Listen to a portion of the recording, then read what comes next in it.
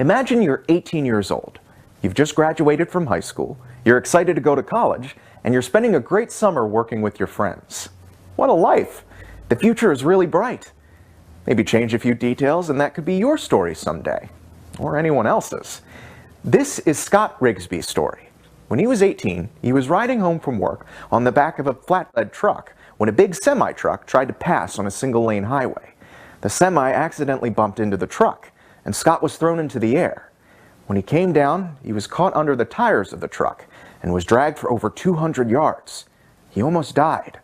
One of his legs was amputated that day. Over the next 15 years, he suffered through 26 operations and ultimately had his second leg amputated. Scott was more than just depressed.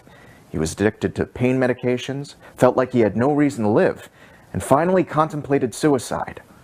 One day he was watching a TV show about soldiers who had come back from the war with their legs amputated and how hopeless they felt.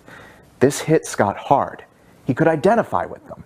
Then he read an article about the Ironman triathlon, a grueling race that takes place in Hawaii every year. It begins with a 2.4-mile open ocean swim, followed by a 112-mile bike ride, and caps off with a full 26.2-mile marathon. The piece was about a woman who had lost a leg and was competing in that year's race. In that moment, Scott Rigsby had something he hadn't had in almost 20 years. He had a new dream. He was going to become an Ironman, the name they give those who finish the race, and inspire those soldiers who were returning from Iraq and Afghanistan with disabilities and no hope for the future. He thought that if they could see what he could accomplish, it might inspire them to overcome whatever challenges they faced. Of course, once Scott calmed down, he realized there were just a few challenges. He was really out of shape. He barely ran 100 yards on artificial legs. He couldn't swim. He didn't own a bike and couldn't afford one. There were financial and emotional challenges, as well as the obvious physical challenges. While the challenges were daunting, Scott simply said, "I'm doing it." The dream was set. Now what? Let's see how things turned out. I have no formal swim training. I don't own a bike, and I've never run farther than a mile on a set of prosthetics. And I said to myself, I believe God wants me to do an Ironman.